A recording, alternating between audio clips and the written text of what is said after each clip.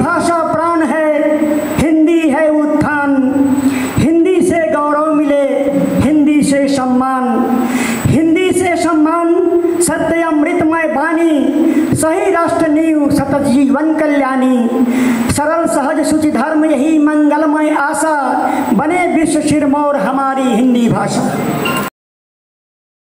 Barack Hindi साहित्य समिति द्वारा आयोजित रजत जयंती एवं हिंदी भवन सभागार एवं छात्रावास उद्घाटन समारोह के शुभ अवसर पर उपस्थित सभी को समिति के तरफ से स्वागत, अभिवादन एवं अभिनंदन।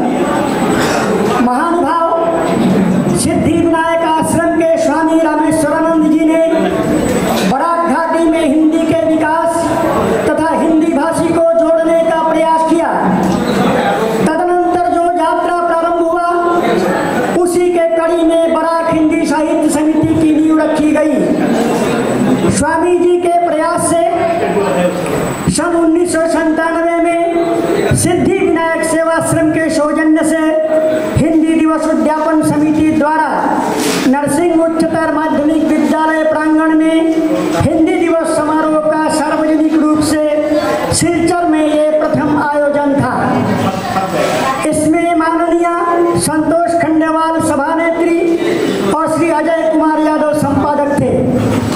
बराक घाटी में एकता का सूत्र मजबूत हो तथा इस अंचल में हिंदी का सम्यक प्रचार प्रसार हो, इसी उद्देश्य को लेकर इटखोला स्थित श्री कृपा नारायण राय जी के वास स्थान पर सर्वश्री रामेश्वरानंद जी, अशोक वर्मा और दिलीप कुमार द्वारा आहूत एवं स्वामी रामेश्वरानंद जी की अध्यक्षता में 1/2/1998 बसंत पंचमी के पावन अवसर पर आयोजित सभा में उपस्थित सदस्यगण एवं संयोजकों ने सोचा कि इस बराक घाटी में चाय बागान एवं बस्ती अंचल एवं शहर में बसे हुए विभिन्न प्रकार के हिंदी भाषी समाज अपनी शो भाषा को भूलकर गौरवहीन होते जा रहा था। अतः हिंदी भाषी के स्वाभिमान की रक्षा करने हेतु एवं हिंदी के माध्यम से शिक्षा साहित्य का प्रचार प्रसार, स्थानीय समस्याओं, ज्वलंत राष्ट्रीय समस्याओं को जनता के समक्ष पहुंचाने के लिए एक विचार समाचार पत्र का प्रकाशन, समाज की जागरण एवं संगठन समिति गठन हेतु एक शक्तिशाली समिति गठन करने का सिद्धांत लिया गया। सर्वसम्मति से नवगठित समिति का नाम बराक हिंदी साहित्य समिति रखा गया।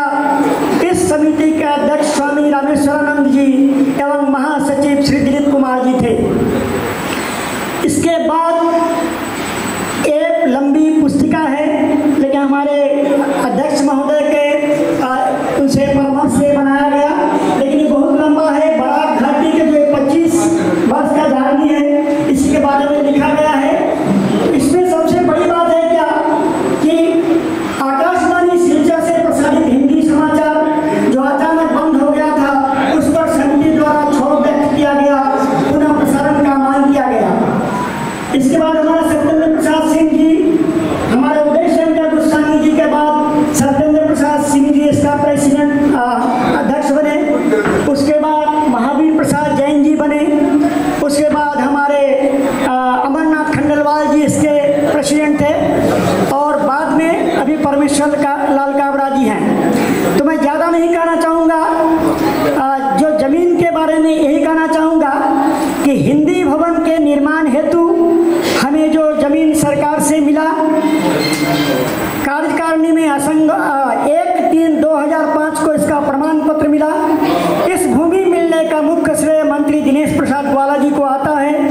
इसके अलावा जिन्होंने सहायता की थी वह लैंड एडवाइजरी कमेटी के सदस्यगण, विशेष रूप से तत्कालीन विधायक श्री परिमल शुक्लबुद्ध जी, सांसद संतोष मोहन देव जी, श्री राधेश्याम उपाध्याय, श्री सुबचन ग्वाला, श्री सुखराम ग्वाला एवं अन्य लोग थे।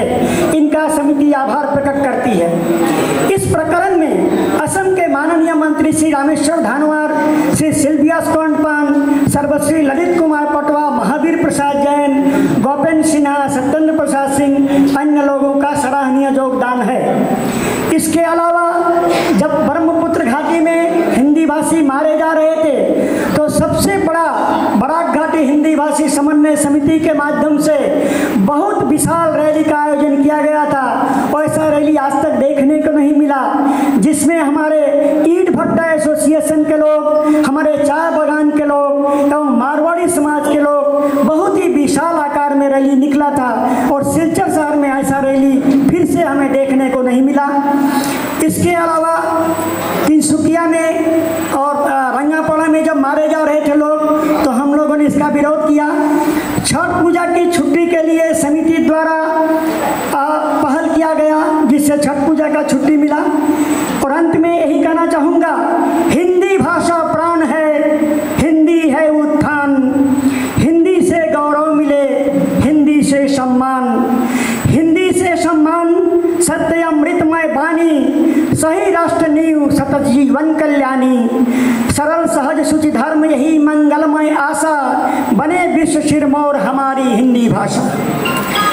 और अंत में यही कहना चाहूँगा कि यह नियति का खेला है कि लखीमपुर के विधायक मंत्री जी ने हमें भूमि दिया, और आज जो सभाकार, जो उपहार हमारे लखीमपुर के विधायक कौशिक राय जी ने दिया, ये हमारे हिंदी भाषी, हिंदी प्रेमी जनों के लिए बहुत गौरव की बात है।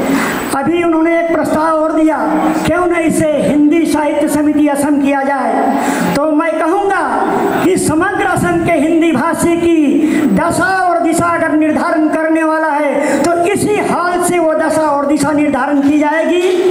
और इसी को कहकर जय हिंद, जय हिंदी। नमस्कार। बहुत बहुत धन्यवाद बाबू नारायण।